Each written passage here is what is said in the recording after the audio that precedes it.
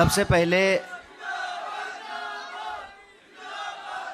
पहले मैं वीरों की भूमि राजस्थान को नमन प्रस्तुत करता हूँ।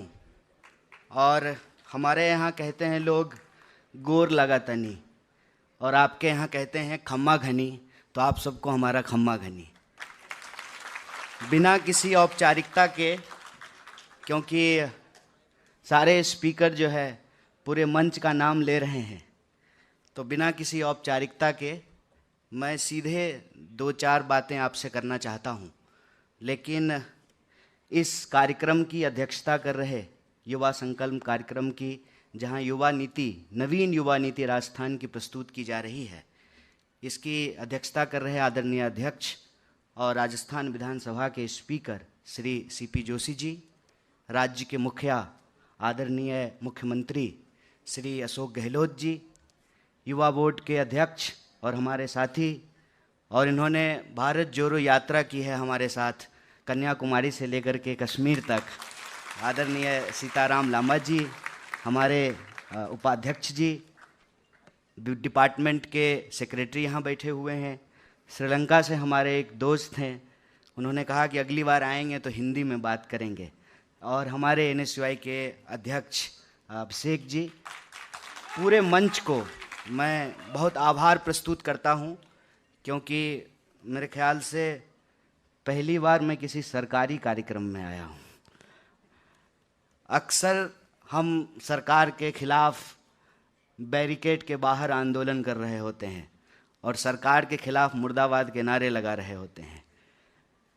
तो यहाँ जब मैं बैठा हुआ था तो अचानक से मुझे कुछ स्मरण होने लगा कि पता नहीं कैसे हर मामले में राजस्थान जो है पहला हो जाता है।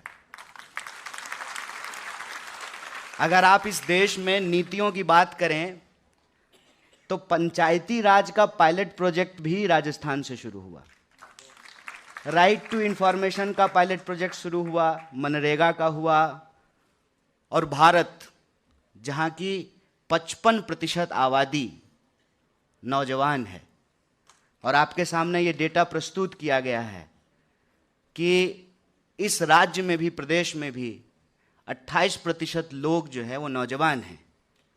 हालांकि प्रधानमंत्री 73 साल के हैं, वो भी अपने आप को नौजवान कहते हैं। ऐसा अगर मान लें तो 95% आबादी जो है नौजवान हो जाएगी। तो आंकड़ा जो है वो जो एज ग्रुप है, एज ग्रुप 15 से 29 साल तक को शामिल किया गया है।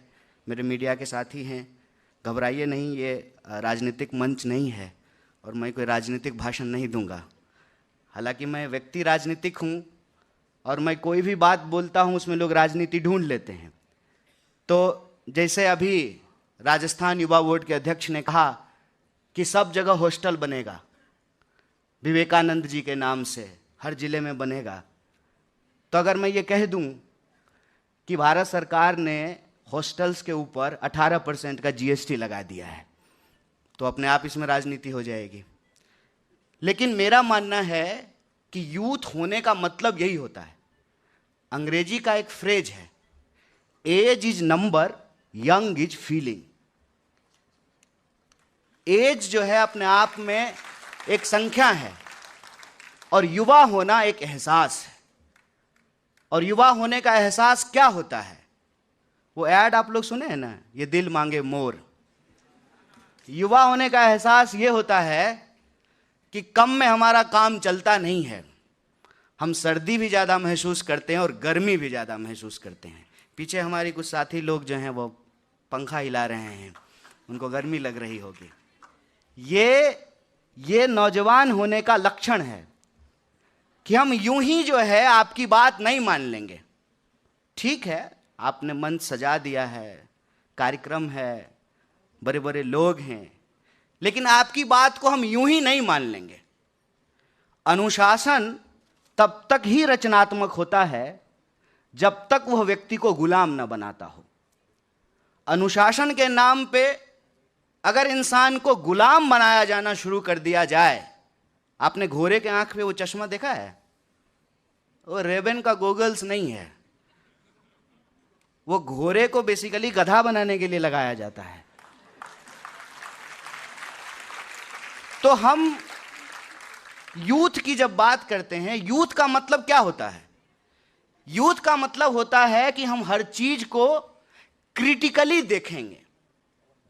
आप बड़े हैं, आपने कह दिया तो हम मान लें, ऐसा नहीं होगा। यूथ होने का मतलब यह है कि हम हर चीज ज्यादा महसूस करते हैं।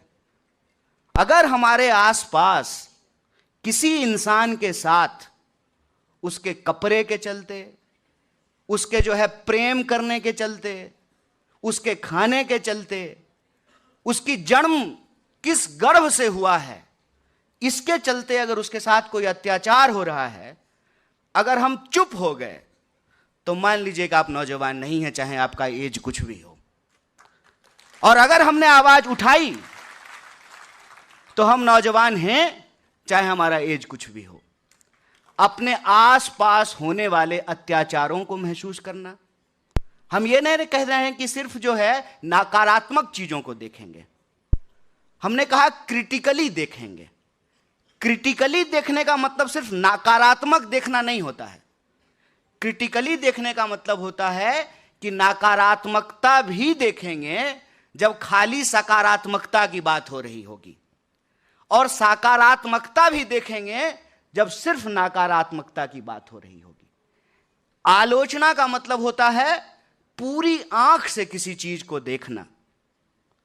हम अगर नौजवान हैं तो हमको अपने समाज की, राजनीति की, व्यवस्था की, उसका मूल्यांकन करना चाहिए और यह सोचना चाहिए कि नौजवान होने का मतलब होता है पुरानी पीढ़ी की जो अच्छी चीजें हैं, परंपरा के तौर पे, गौरवशाली परंपरा के तौर पे उसको आगे बढ़ाएंगे, और जो चीजें अप्रासंगिक हो गई है, नौजवान होने के दम पर उसको चैलेंज करेंगे। अगर वो गलत है तो उसको गलत बोलेंगे, अगर सही है तो उसको सही बोलेंगे। अगर कोई चीज सही है तो उसको लेकर के आगे बढ़ेंगे। यह जो नवीन युवा नीति आपके सामने आज प्रस्तुत की जा रही है, मैंने आपको पहले ही कहा, राजस्थान कई मामलों में पहला हो जाता है। आप युवा नीति बनाने के मामले में भी पहले हो गए हैं। इसके लिए मैं यूथ बोर्ड को और आप सभी राजस्थान के हमारे प्यारे नौजवानों को बधाई देता हूं। साथ ही साथ जो मेरा अपना एक अनुभव है नौजवान होने के चलते, हालांकि आपने जो एज ग्रुप लिया है 15 से 29, उसमें हम बाहर हो गए हैं, लेकिन मैं महसूस करता हूं कि इस देश के अंदर जो नौजवान पीढ़ी है उसके सामने कई तरह के चैलेंजेज हैं कि कैसे वो पहले स्किल को सीखें, एजुकेशन को प्राप्त करें, फिर जो स्किल और एजुकेशन उन्होंने सीखा है उसके आधार पे उनको रोजगार मिले, और रोजगार जब मिले तो न सिर्फ अपना बल्कि देश और प्रदेश के बेहतरीकरण में वो अपना कैसे योगदान कर सकते हैं। देश की हालत जब आज हम देखते हैं तो इसमें कोई दो राय नहीं है कि धीरे धीरे एजुकेशन आम लोगों की पहुंच से दूर होता जा रहा है। अब आप ये देखिए कि जिस डिप्राइव बैकग्राउंड के गरीब बच्चों के लिए आप हॉस्टल बना रहे हैं, उस पर ही अगर 18% का जीएसटी लगा देंगे तो इसका मतलब ये है गरीबी जो है बचाने के नाम पे बड़ा बड़ा पोस्टर लगा दिया और गरीब को फिर से और गरीब बना दिया। तो हम नीतियों को इस तरीके से बनाएं कि उसमें हमारी नीयत साफ होनी चाहिए। और मैं इसलिए नहीं कि यहाँ पे जो है मुख्यमंत्री जी बैठे हुए हैं और हमारी पार्टी से हैं, एक संयोग की बात यह है कि विधानसभा अध्यक्ष जी और मुख्यमंत्री जी दोनों को मैं तब से जानता हूं जब से मैं भारतीय राष्ट्रीय कांग्रेस का सदस्य नहीं था। तो इनके सामने मैं कह रहा हूं कि न सिर्फ यह जो युवा संकल्प के माध्यम से आपके सामने नवीन युवा नीति प्रस्तुत की जा रही है, इनकी नीति साफ है, बल्कि इनकी नीयत भी साफ है। इसके लिए मैं इनको बहुत बहुत कोटि कोटि जो है धन्यवाद करता हूं, उनको बधाई देता हूं। और आप जो नौजवान साथी हैं, क्योंकि और स्पीकर हैं, उनको अपनी बात रखनी है, और मेरे साथ मर्यादा ये है कि मुझे राजनीतिक बात नहीं करनी है, तो मैं आपसे एक सीधी सीधी बात, दिल की बात, करके जो है मैं अपनी बात को ख़त्म करूँगा। जैसा कि हमने आपको कहा कि नौजवान का मतलब होता है हर चीज़ को ज़्यादा महसूस करना। हम इश्क भी ज़्यादा करते हैं, हमको गुस्सा भी ज़्यादा आता है, हमको भूख भी ज़्यादा लगती है, हम सोते भी ज़्यादा हैं, गाना पसंद आ जाए तो हम गाने भी ज़्यादा सुनते हैं। और फिर सिर्फ भारत का गाना नहीं सुनते हैं, कोरियन गाना भी आजकल जेनजी लोग सुन रहा है कि नहीं है? हंस रही हैं जो है महिलाएं। तो हम सब कुछ ज़्यादा करते हैं। ज़्यादा करने में कोई बुराई नहीं है, ज़्यादा हमको करना चाहिए। लेकिन जैसे बरसात को आपने देखा है, खूब बरसात होती है, और जैसे गर्मी जब होती है तो आप गर्मी से परेशान रहते हैं। पहली बारिश जब होती है आषाढ़ की तो बड़ा मज़ा आता है, लेकिन फिर सावन में लगातार बारिश हो तो दिल परेशान हो जाता है। पानी बहुत बरसता है और वो बह करके चला जाता है। हमारे जीवन में एक ठहराव की भी ज़रूरत होनी चाहिए। जो पानी बरसा है उसका एक हिस्सा ठहर जाना चाहिए हमारी ज़िंदगी में। तो मैं अपने नौजवान दोस्तों से यही कहना चाहता हूँ कि खूब एहसास कीजिए और पूरी ज़िंदगी जीजिए, खुल के ज़िंदगी जिए। क्योंकि आज़ाद देश में आज़ाद नागरिक होने का मतलब यही है कि हम अपने पसंद का खाना खाएंगे, अपने पसंद के कपड़े पहनेंगे, अपने पसंद के इंसान से प्रेम करेंगे, जिससे प्रेम करेंगे उससे शादी करेंगे। शादी में अगर लगने लगा कि बर्बादी है तो खुशी खुशी जो है उससे टाटा बाय बाय कह करके आगे बढ़ जाएंगे। जिंदगी को खुल करके जीने का जो आपका अधिकार है, उस अधिकार के साथ आप रहिए। लेकिन एक बात को याद रखिएगा कि देश कोई केक नहीं है कि हम जोमेटो पे इसको ऑर्डर कर लेंगे। जे देश बनाने में दशकों लगता है, सालों लगता है, और लोगों ने अपनी ज़िंदगियों की कुर्बानियाँ दी है। जिस उम्र में आप प्रेम कर रहे हैं और आपको प्रेम करने में मज़ा आ रहा है, उसी 23 साल की उम्र में एक नौजवान हंसते हंसते फांसी के फंदे पे झूम गया था, जिसका नाम शहीद आजम भगत सिंह था। उसी उम्र में जब आप प्रेम कर रहे हैं, वैलेंटाइन डे मना रहे हैं, अपने इश्क के गाने गा रहे हैं, ये वो कहते हैं ना इश्क वाला लव, उसी उम्र में कुछ लोग जेलों में बंद हैं आपके हक और अधिकार के लिए। जब आप अपनी ज़िंदगी को जीने की ख्वाहिशों को प्रस्तुत कर रहे होते हैं, तभी कोई आपके संवैधानिक अधिकार के लिए लड़ रहा होता है, कोई लाठियां खा रहा होता है, कोई जेलों में बंद होता है। तो मैं बस यही कहना चाहता हूं कि युवा होना हमारा अधिकार है, युवा की तरह महसूस करना और एहसास करना हमारा अधिकार है। आज़ाद देश में आज़ाद नागरिक की तरह आज़ादी से ज़िंदगी जीने का हमारा अधिकार है। लेकिन इस आज़ादी को बचाना भी हमारी जिम्मेवारी है। और इस आज़ादी को अगर आप बचाना चाहते हैं तो जैसे हमारे माँ बाप ने हमको घर बना करके दिया है, हम उसको साफ़ करते हैं, उसमें पेंटिंग करते हैं, उसको साफ़ सुथरा रखते हैं।